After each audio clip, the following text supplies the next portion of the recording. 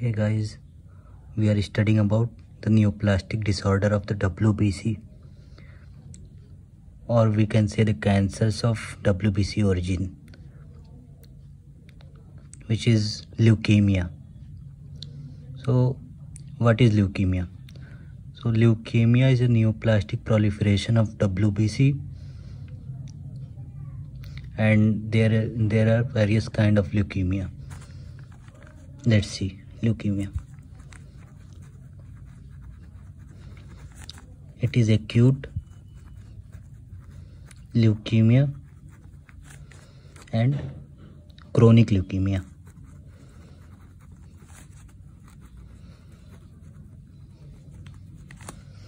In acute leukemia, there is proliferation of immature cells like lymphoblast, myeloblast. These kind of cells are in excess. So if lymphoblast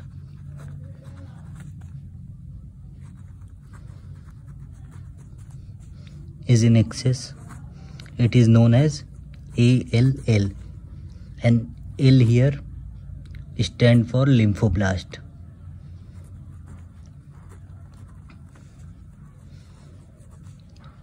If in leukemia myeloblast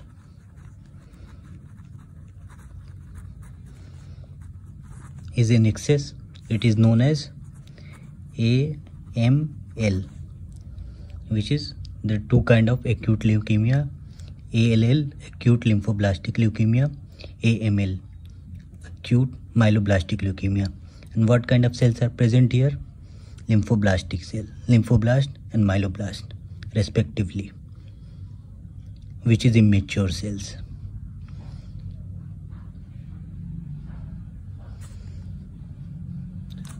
So, and for chronic leukemia, there's two kind of leukemia, like CML and CLL.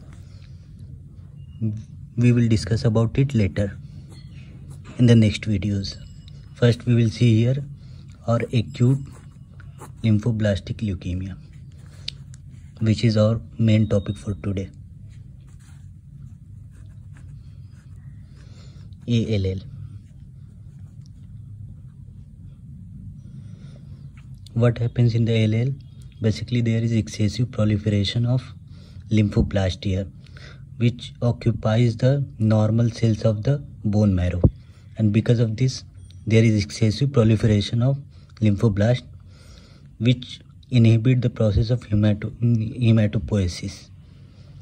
That means if the hematopoiesis will stop, what will happen? All the three cell lines, RBC, WBC and platelets will be decreased, which is known as pancytopenia. Why there will be pancytopenia? Because in place of normal cells which are involved in the hematopoiesis, the lymphoblastic cells will occupy in that place, which inhibit the normal hematopoiesis. So let's see here. Excessive proliferation of lymphoblast. Excessive proliferation of lymphoblast. What it does? It does inhibit the hematopoiesis.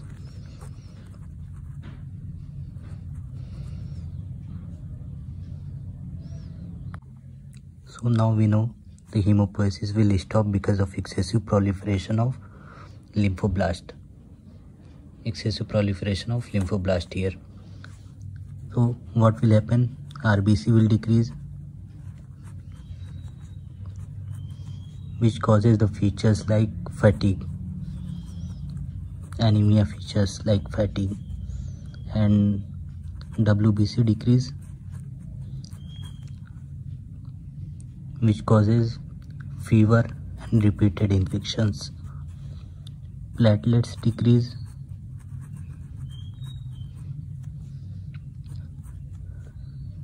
which leads to the bleeding. PTK. What is PTK? PTK is also a kind of bleeding. So these three features are mainly seen here. And what else are seen here as a clinical feature? When the cancer invades, when the lymphoblast invades the lymph node, so lymph adenopathy will be there.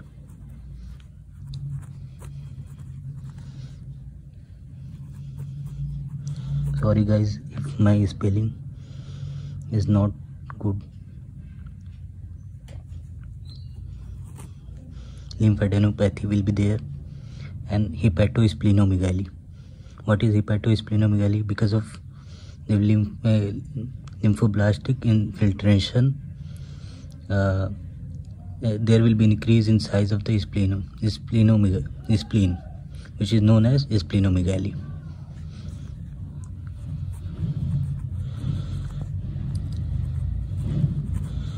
And if the lymphoblast infiltrates the hepatic tissue, which is known as hepatosplenomegaly, together which is known as hepatosplenomegaly. Spleen as well as hepatic tissue will be enlarged here.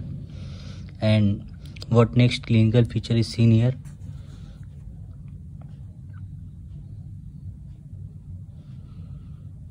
Sternal tenderness.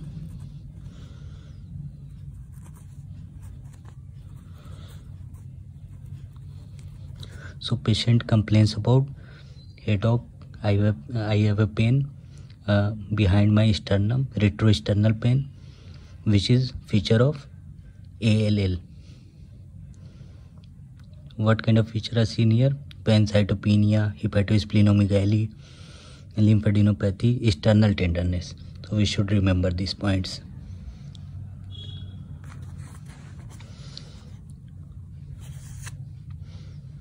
So we know that most of the cancers arises due to genetic defect. So what kind of genetic defect is seen here? Basically, hyperploidy,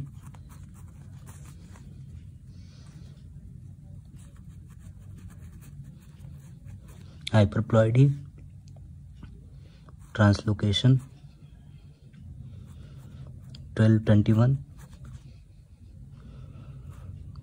translocation 411, translocation 922. This is also known as Philadelphia chromosome. Translocation 1221, translocation 411, translocation 922. Translocation 922 is also known as Philadelphia chromosome.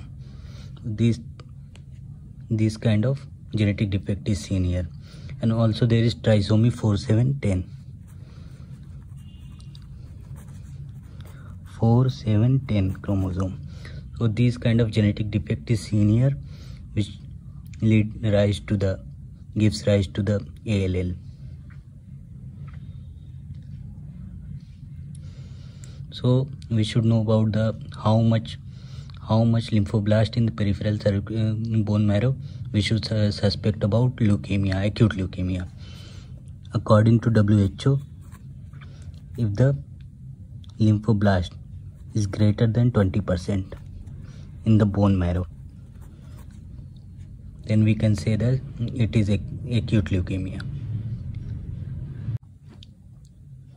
So according to WHO, it is classified into two types: pre-B-ALL, pre-T-ALL.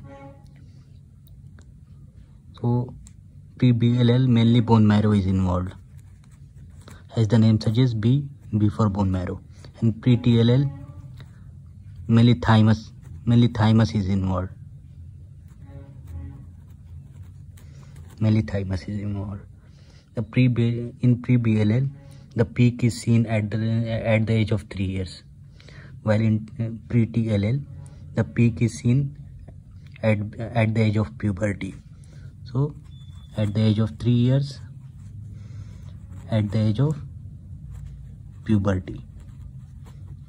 So basically pre-T-ALL pre-TLL are elder in age, at the age of puberty. In pre-BLL, symptoms like pancytopenia is more prominent, while in pre-TLL, sternal tenderness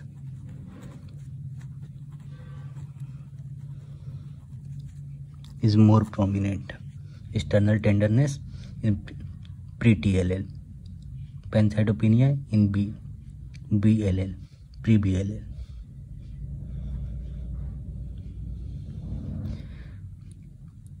And for immunophenotyping, we know that mainly B cells are stains with CD19 and 20, and here it is pre-TLL, so we know that T cells CD has 1, 2, 5, 7 positive.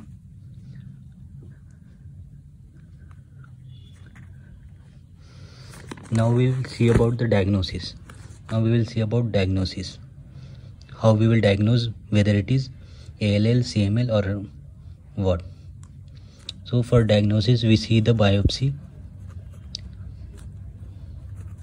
of bone marrow. So when we see bone marrow, basically what we see there, the bone marrow is hypercellular, and and the number of blast cells, lymphoblast,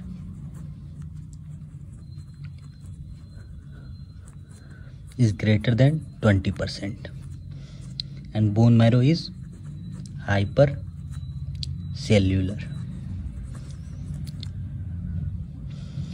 So in the biopsy of bone marrow, hypercellular bone marrow, lymphoblast greater than 20%, so we will make the diagnosis of acute lymphoblastic leukemia. And one more thing we need to remember, that the lymphoblast is positive with TDT.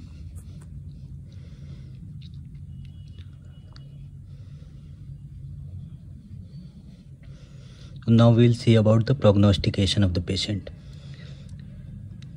What kind of scenario indicates the good prognostication, what kind of scenario represent the bad prognostications. So mainly we need prognostication.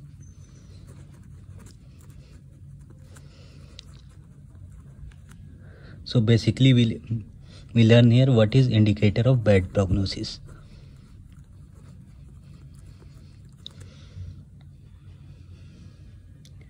So first we will see about translocation 922, which is Philadelphia chromosome. So Philadelphia chromosome is indicator of bad prognosis. So if a patient has Philadelphia chromosome, so we know that it indicates bad prognosis. And age. What about age? If age is less than 1 year or greater than 10 years.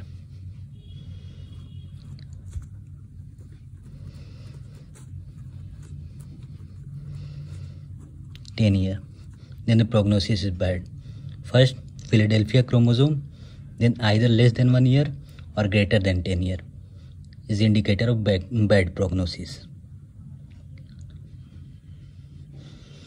And after that, if the blast cells are more, or if it is pre-TLL,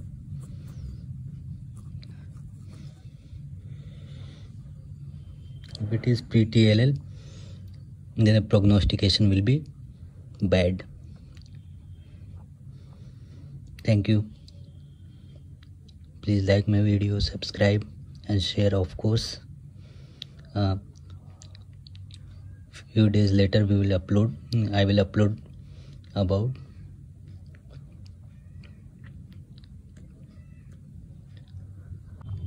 so let's see a clinical scenario here, how all things which we studied, how these things are going to integrate with practical knowledge. or in case-based studies. So let's see. Read the questions. A 4-year boy presents with fatigue, fever, night sweats, palpation of sternum shows tenderness. Lab shows anemia. Lab studies shows anemia, thrombocytopenia, leukocytosis. There is presence of 25% blast cells, which is TDT positive.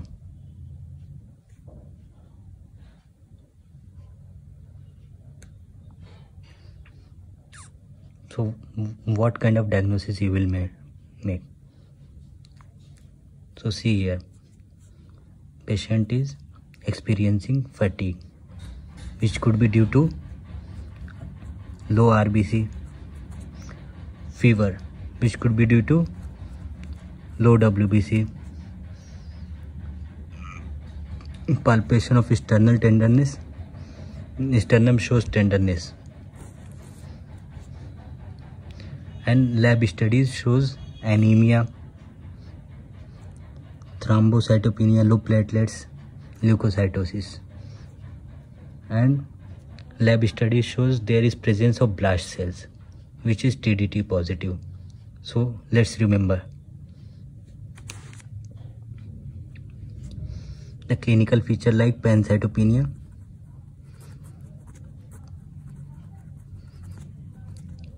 RBC low, which causes fatigue, which we see in this question.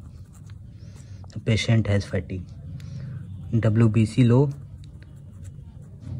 fever, which patient has. And after that, sternum tenderness, which is also feature of ALL.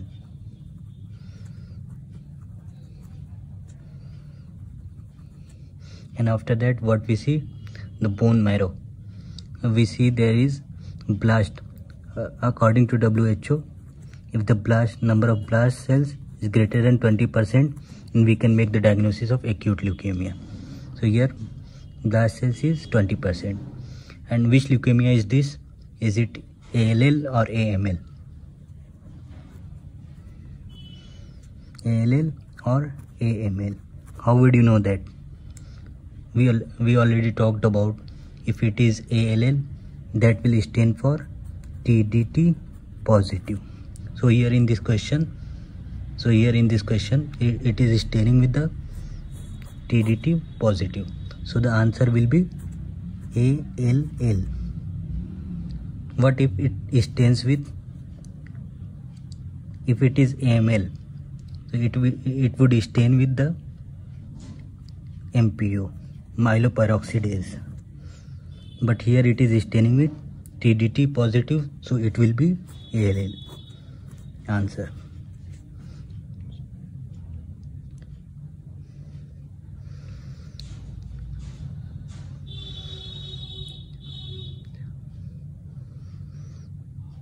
We will soon study about AML also.